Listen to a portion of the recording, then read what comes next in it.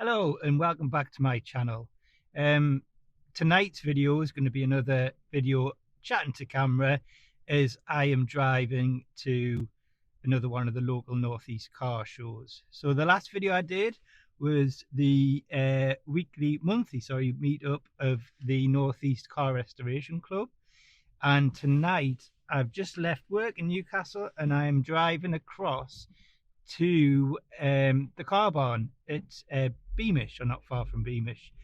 So I noticed my last video didn't get as much interest as my previous biking videos have, but that's fine. I don't do it for the views, I do it because I enjoy doing it. But I've got a few ideas to move back to my biking videos over the next few weeks. So what I would ask is, I think I last looked, I'm at 90 subscribers, which is a pittance to most people, but I'm quite pleased with that. So I would love it if any of you guys are interested in what I've got to say, click on the subscribe button and you'll get a notification to let you know my most recent upload, and it'll give you an idea of the subject of that upload.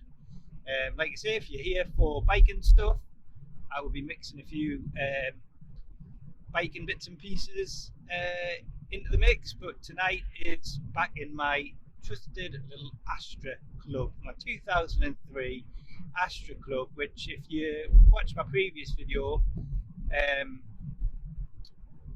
when I went to the Restoration Club monthly meet, you'll see how I came across this Astra and what I've done with it and whatnot.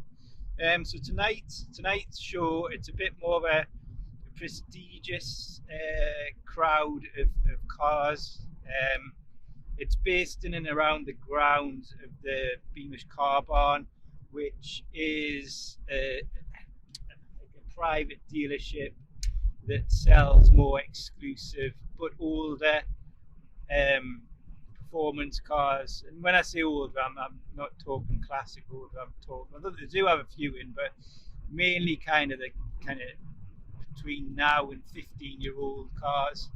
So you've got anything from Mercedes, the few Ferraris, top end Jaguars. So not super cars, but supercars of yesteryear that the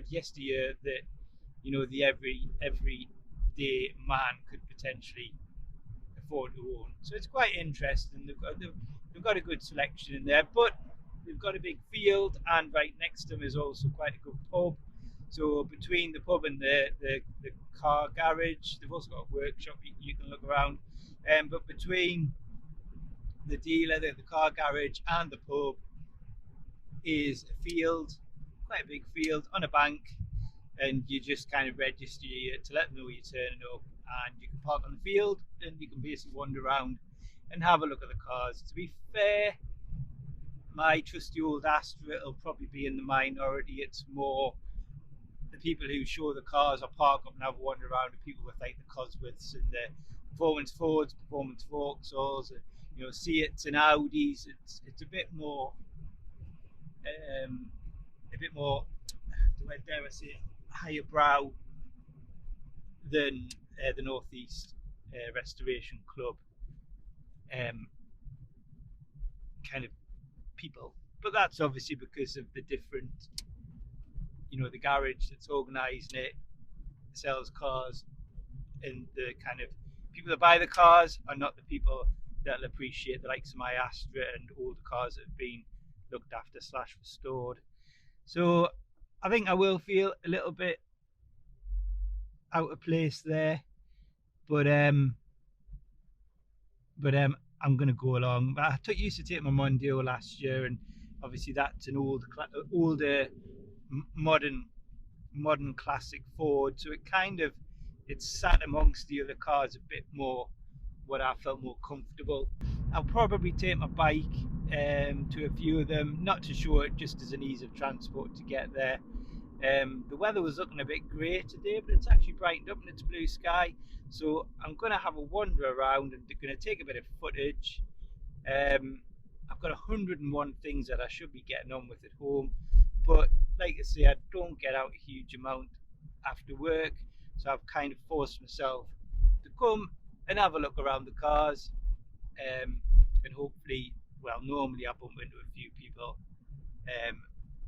up there to have a bit of a chin wag. I've actually bumped into a few people that I used to go to school with many years ago up there, where we used to, and also used to knock around when we were boy racers together, and we've all come through the circle of life where we've now got a house, kids, married, and now the more mature boy racer. But it's good catching up with people. So yeah, so hopefully I'm not going to stay for long. It started at 5:30, so it started about 20 minutes ago. I'm probably going to stay for an hour and then jump in the car once the traffic has settled down and go home and start doing the bits I need to do at home, because it's my little girl's birthday party tomorrow, so we've got bits and pieces going on that I need to put together, so I can't stay out too late, otherwise I'm going to be up all night doing stuff.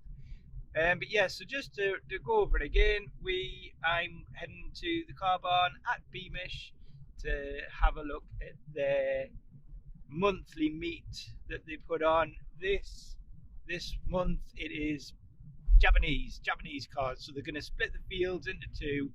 One is for general traffic like myself, and there's another field you go in which is just going to be purely Japanese of every age and kind. So it's quite good actually. I'm looking forward to it, because this has been going on, the car barn meet's been going on for, this might be the second or third year, and year by year they're coming up with better ideas. It's becoming more organised, and like I say, I'm looking forward to being able to wander around the field with the Jap cars in, and then have a quick wander around the everyday kind of all the other brands out there, get a bit of footage, jump back in the car and come home. So I'll have a bit chat about it. I'll edit in the footage that I take now after this, and then move on to a bit of chit chat about the show afterwards. So again, thank you for watching. I know I'm mixing my videos up a bit, and not everyone will be interested in everything, but like I say, I would be really chuffed if you subscribe to my channel, just to kind of push it over them 100 subscribers. That would make me feel really happy. So I will catch them about 5 minutes away, and traffic's starting to build up now, so I will chat to you soon. Bye bye. Yeah, so as you can see, the event's held on a grassy field, not too bad in the summer for drainage. It's a bit of a hill, so there's no risk of getting stuck, to be honest with you. And if it is wet through the winter, they tend to not put the event on, or they just try to hold it on hard standing. But yeah, car barn at Beamish, not far from Beamish, they do sales and servicing. Check them out. And yeah, these are the special cars that they hold inside the barn, and I think all the cars are held inside the barn, but the special ones are lined up and presented in a nice way. They've got parking around the side and the back of the barn, which maybe some of the other cars go to, the newer ones. But yeah, lovely Porsche, nice colour. And what I like about this event is you can go from looking at a beautiful Porsche to, you know, G-Reg, Nissan Micras and older, which I think is absolutely fab. I mean, these cars have got so much character, or at least I think they have, and the Nissan Bluebird in the background. The white Micra there is what I learned how to drive in, not that one, but that model. You know, and that brings back many memories of just the simplicity of what the cars were back in 1998. That would have been, that's like 1998 R-Reg. And again, it's just, you get to see the change in car design over the years. The Evos there were looking good. That's a car that I would always like to own.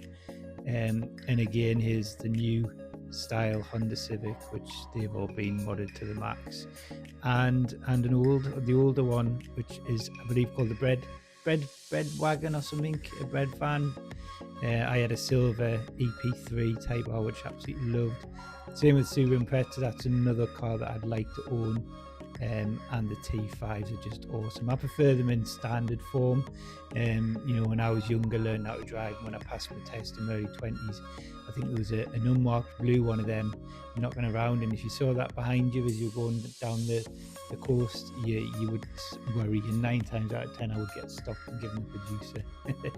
And again, Aston Martin, absolutely beautiful, and you know, what's parked next to it is a Mini, and in the photo, but the background there, like an Audi Quattro, I think it is, like the rally style ones.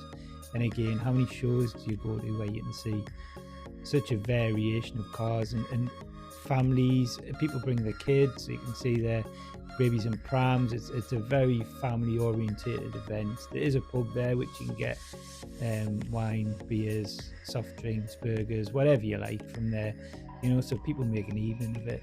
And that was the one and only Jimny in the Japanese kind of area of the field, which my friends got one of them, and I must admit there's something very simple but very modern about it. It's hard to put my finger on it, but a very capable off-road vehicle as well. And of course the Sierra Cosworth. I mean, that is another car that I would love to own at some point, but with the prices and the way they're going at the minute, I don't think I've got a chance. And there, back to my Astra, parked next to the BMW estate. That was really good. Quick 45 minutes. Quick 45-minute wander around. Saw a few people I knew, but I didn't want to hang around for too long. I'm conscious I need to get back and get some bits and pieces done. And you know what? A good thing is about the old Astra, I can get on and off the field.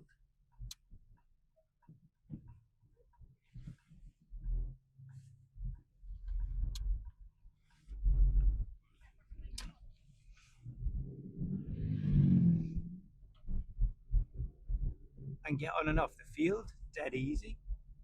Don't have to worry about bottoming out or catching my bumpers.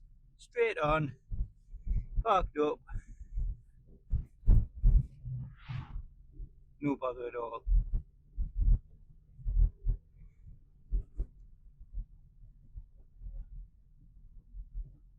So yeah, just negotiating a bit of busy traffic, don't bash anyone's mirrors. Yeah, so it's really good actually. Yeah, I'm gonna eat my words when I first started chatting. I thought I thought I would feel a bit snubbed in the old Astra.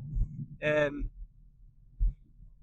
you know what? The majority of cars were high performance, very expensive cars. But you know, every so often an old one popped up, which kind of sat with me quite nicely. And also there was quite a few people wandering around that appreciate that having. I kind of do my old thing. I stand back from afar and just watch my car to see who kind of takes any notice of it.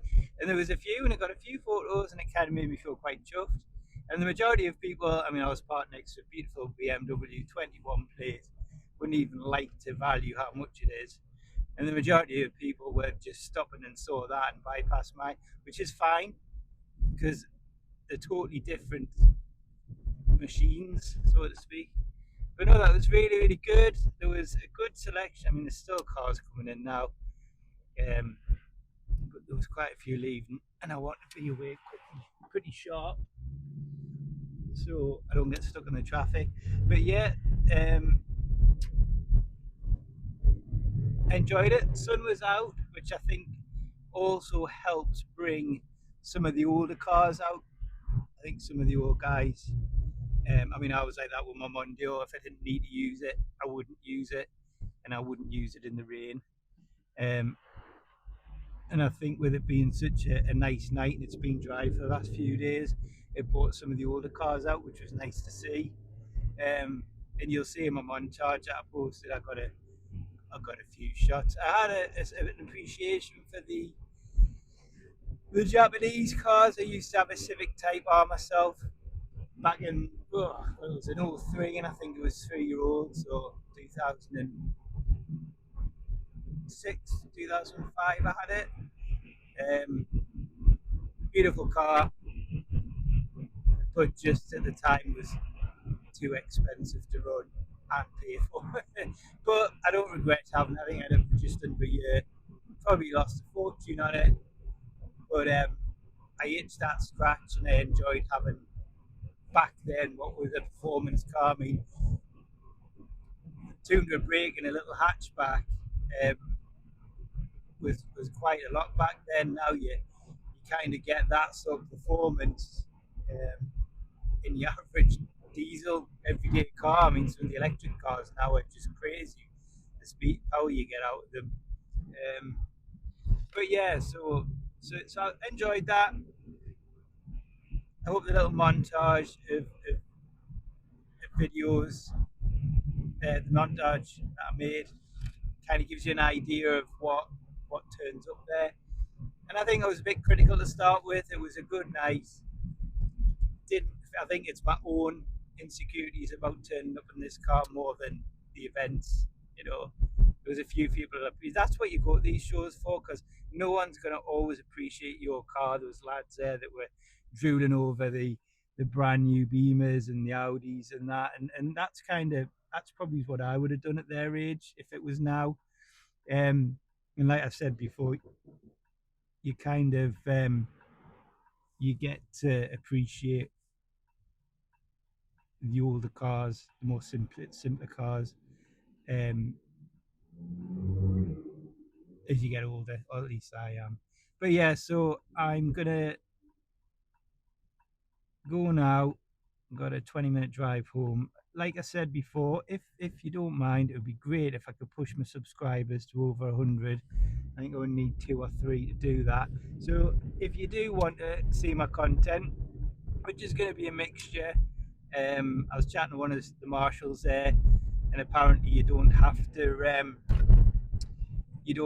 book if you turn up on a motorbike. You don't have to kind of book your spot, which is maybe is an option, because I hate pre-booking a spot and then if the weather's not great, not turning up, because they do make a note of who kind of books spots and doesn't use them on the night, and it goes against you in the future.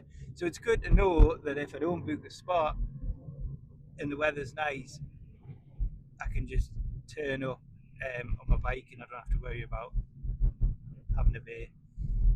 I have a feeling I've got a something behind us making a lot of noise. It's hard accelerating and then slowing down and popping and cracking. So I suspect once I get on the A1, he's going to be past me pretty quickly. So yeah, like I said, if you want to hear or see more of my content, just click on subscribe. I think next week's video is going to be a video about real life miles per gallon on the Honda bike, my Honda bike. Because again, you get a lot of, when I've been looking on YouTube, you get a lot of people posting and just using the specs from the marketing material, but actually in real life, what do you get?